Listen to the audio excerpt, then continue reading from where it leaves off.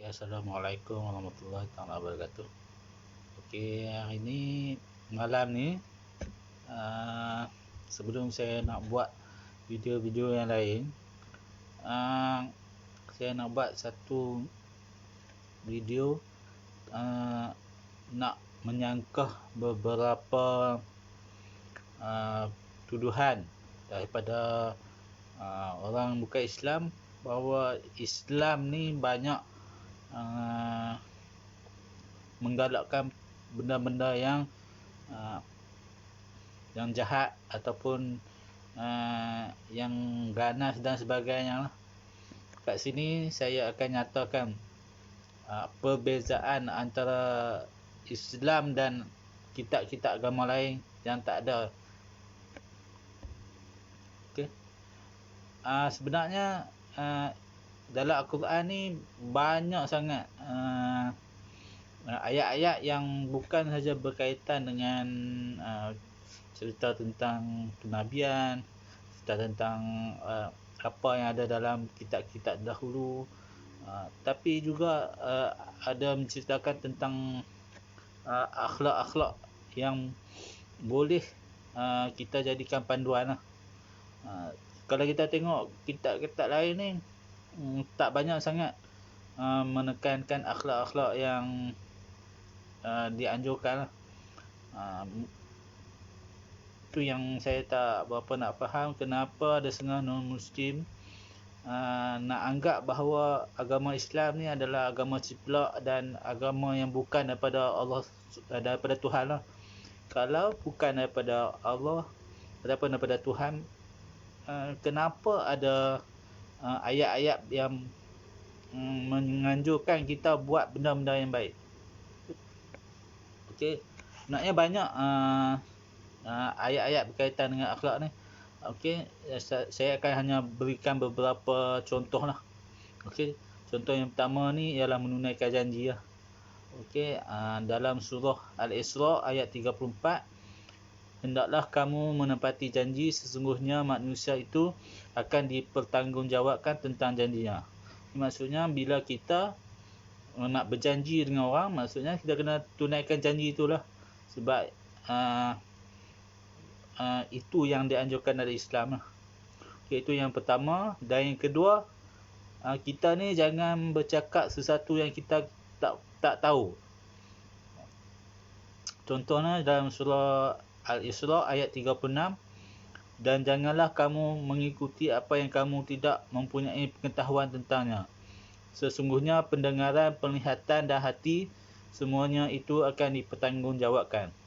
Maksudnya kat sini, apa-apa berita pun yang kita terima, kalau kita sendiri tak tahu apa-apa, seboleh-bolehnya jangan bagi komen atau pendapat dan sebagainya lah. Sebab ini bukanlah cara Islam lah. Lebih baik kita berdiam daripada bercakap sesuatu yang kita tak faham. Kenapa kita tak tahu fakta ataupun sebagainya. Okey, yang ketiga, larangan berlaku sombong dan takabur. Dalam surah Al-Isra, surah Al-Isra ayat 37. Dan janganlah kamu berjalan di muka bumi ini dengan sombong, kerana sesungguhnya kamu sesekali tidak dapat menembus bumi, dan sesekali kamu tidak akan sampai setinggi gunung. Ini sombong ni maksudnya kita ni bangga diri lah, ataupun kita berlagak dan kita pandang diri kita ni lebih pada orang lain. Okey, yang keempat, larangan berlaku boros, membazir, tamak dan kedekut. Yang ni dalam surah Al-Isra ayat 26 hingga 27. Dan berikanlah kepada keluarga-keluarga yang dekat akan haknya, kepada orang miskin dan orang yang ada dalam perjalanan. Dan janganlah kamu menghambur-hamburkan hartamu secara boros. Sesungguhnya pemboros itu adalah saudara-saudara syaitan, dan syaitan itu adalah sangat ingkar pada Rabbnya. Okay. Ini antara akhlak yang ada dalam Islam lah. Kita jangan boros dengan apa yang kita ada lah. Kita nak beli benda yang tidak penting. Maksudnya macam ni, benda tidak penting, kita ada duit tapi kita beli benda yang macam membazir lah. Dan kita juga tak boleh terlalu tamak dengan harta benda lah. Dan kita ni jangan ada sifat kedekut. Kita kena ada sifat-sifat pemurah. Inilah antara akhlak yang dianjurkan dalam Islam. Okey, yang kelima iaitu kita ni kena berlaku adil kepada semua manusia, termasuklah kepada orang yang bukan Islam. Ini ada dalam ayat Al-Quran sendiri.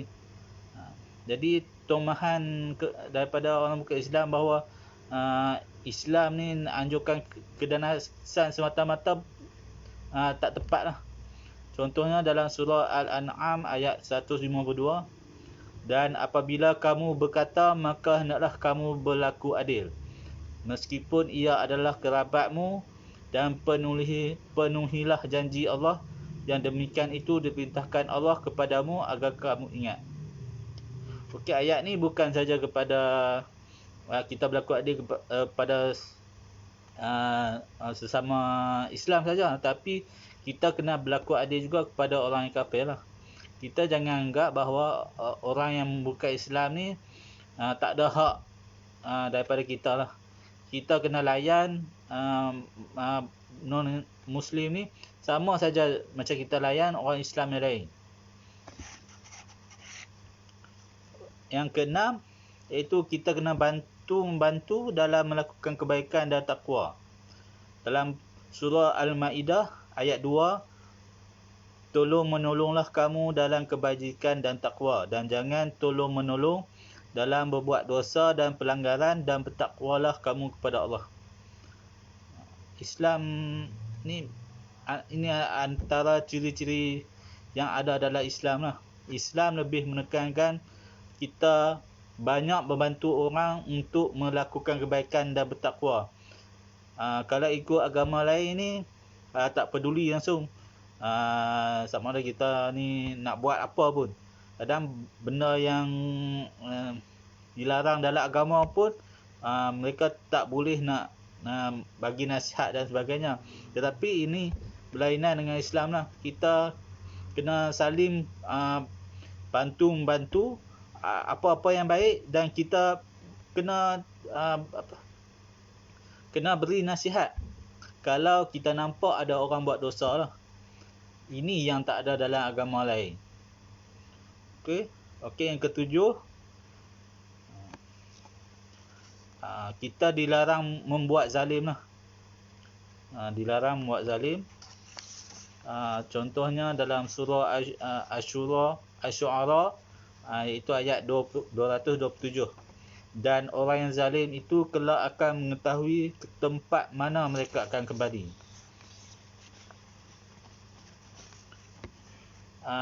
Dalam surah Al-Baqarah iaitu ayat 229, itulah hukum-hukum Allah, maka janganlah kamu melanggarnya.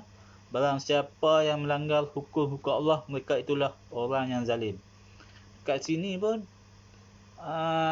dah nyatakan bahawa Islam ni bukanlah agama yang menganjurkan umatnya untuk membuat kerosakan lah semata-mata. Zalim ni maksudnya kita tak boleh lah nak buat apa yang kita suka dekat sesiapa pun, termasuklah bukan Islam. Ini adalah akhlak-akhlak yang dianjurkan dalam Islam.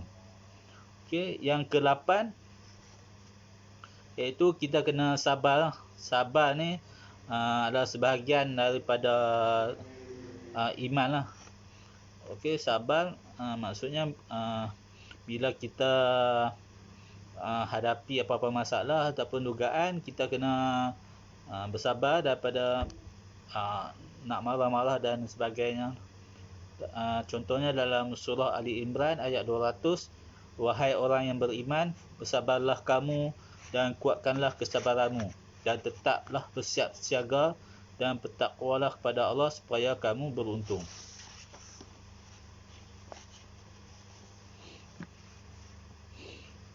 Okey. Yang ke-10, dusta. Dusta ni maksudnya kita menipu lah. Dalam Islam dilarang menipu.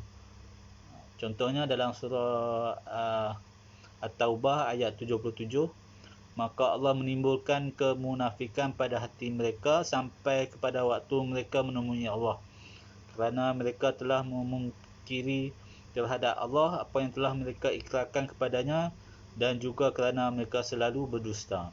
Okay. Kita dalam Islam ni tak digalakkan untuk menipu lah atau berbohong. Okay. Yang ke-11 iaitu perasaan sombong, ujub, kikir dan riak. Contoh dalam surah Luqman ayat 18, dan janganlah kamu memalingkan mukamu dari manusia, dan janganlah kamu berjalan di muka bumi dengan angkuh. Sesungguhnya Allah tidak menyukai orang yang sombong lagi membanggakan diri. Jadi kita kena ada sikap rendah hati lah. Kita jangan terlalu sombong dengan orang. Kalau kita ada pangkat, kita jangan pandang rendah pada orang lain lah. Ataupun kita ada harta, kita menunjuk-nunjuk dekat orang lain.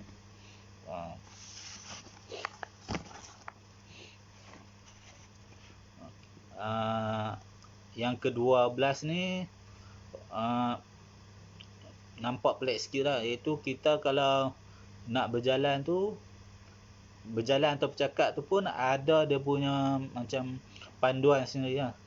Contohnya sewaktu berjalan kita tak boleh terlalu lambat ataupun tidak terlalu cepat. Contohnya macam contoh dalam kita bawa kenderaan lah. Jangan terlalu lambat dan jangan terlalu cepat. Kita bawa dalam tempoh yang sesuai lah, kelajuan yang sesuai. Sebab kita tahu kalau terlalu lambat ni kadang menyusahkan orang, dan kalau terlalu cepat sangat pun boleh membahayakan orang lain. Kita nak bercakap pun kita tak boleh terlalu nak menjerit-jerit. Okey. Kita kena cakap dalam nada yang sederhana saja. Kita tak boleh nak marah-marah ataupun nak cakap terlalu kuat ataupun terlalu nyaring lah. Kalau kita nak bercakap ataupun kalau kita nak bagi apa-apa ceramah sekalipun, dalam nada yang sesuai lah. Jangan terlalu nyaring macam kita nak jerkah orang dan sebagainya. Contohnya dalam surah Luqman ayat 19, dan sederhanalah kamu dalam berjalan dan lunakkanlah suaramu. Sesungguhnya seburuk suara ialah suara keldai.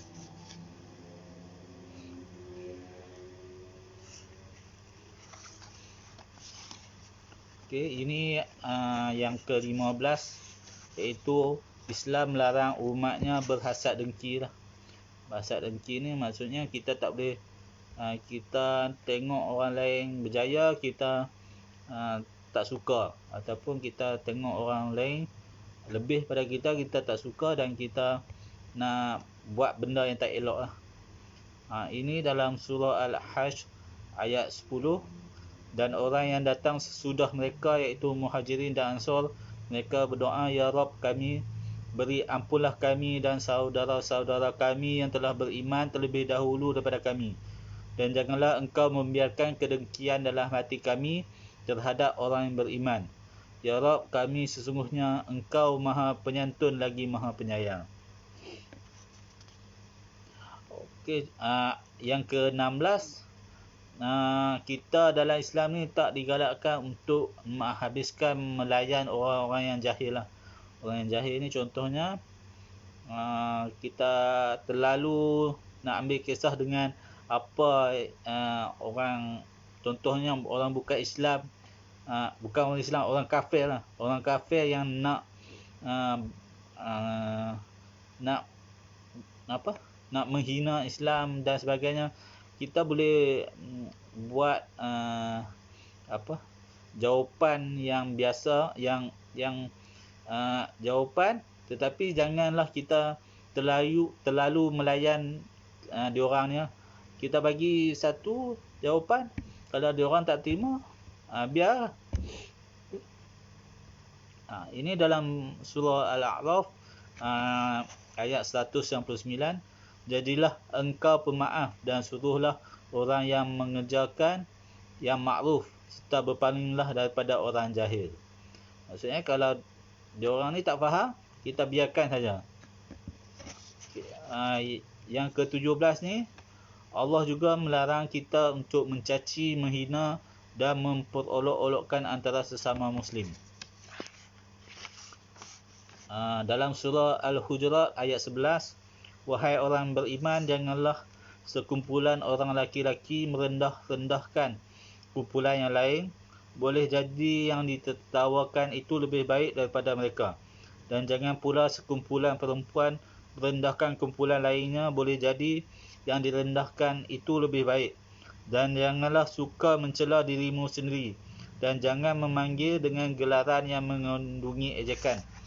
Seburuk-buruk panggilan adalah panggilan yang buruk sesudah iman, dan barang siapa yang tidak bertaubat, maka merekalah itu yang zalim. Ini adalah yang terakhirlah, iaitu akhlak orang yang beriman ni adalah tanda keimanan orang yang beriman. Dalam surah Al-Furqan ayat 63 hingga 66, dan hamba-hamba yang maha penyayang itu orang yang berjalan di atas bumi dengan rendah hati. Dan apabila orang jahil menyapa mereka, mereka mengucapkan kata-kata keselamatan. Dan orang yang melalui malam hari dengan bersujud dan berdiri untuk Rabb mereka, dan orang yang berkata, Ya Rabb kami, jauhkan azab Jahannam dari kami. Sesungguhnya azabnya itu adalah kebinasaan yang kekal. Sesungguhnya Jahannam itu seburuk-buruk tempat menetap dan kediaman. Ini adalah ada beberapa contoh akhlak yang dianjurkan dalam Al-Quran sendiri. Jadi bagaimana ada setengah orang kata Islam ni banyak menganjurkan benda-benda keganasan dan akhlak yang buruk dan sebagainya. Ini hanya dalam Al-Quran. Ada lagi dalam hadis-hadis. Kenapa setengah orang ni lebih banyak mencari keburukan Islam tapi tak pernah nampak kebaikan yang Islam anjurkan? Okey. Ini saja video saya pada malam ini. Sebab yang ini hanya adalah salah satu nak tunjukkan bahawa apa setengah orang kata tentang Islam ni kebanyakannya tak berapa tepat dan tak apa betul. Sebab mereka ni hanya nak mencari kelemahan Islam saja, tapi apa kebaikan dalam Islam mereka sendiri tak nak tengok lah. Okey, itu saja. Assalamualaikum warahmatullahi taala wabarakatuh.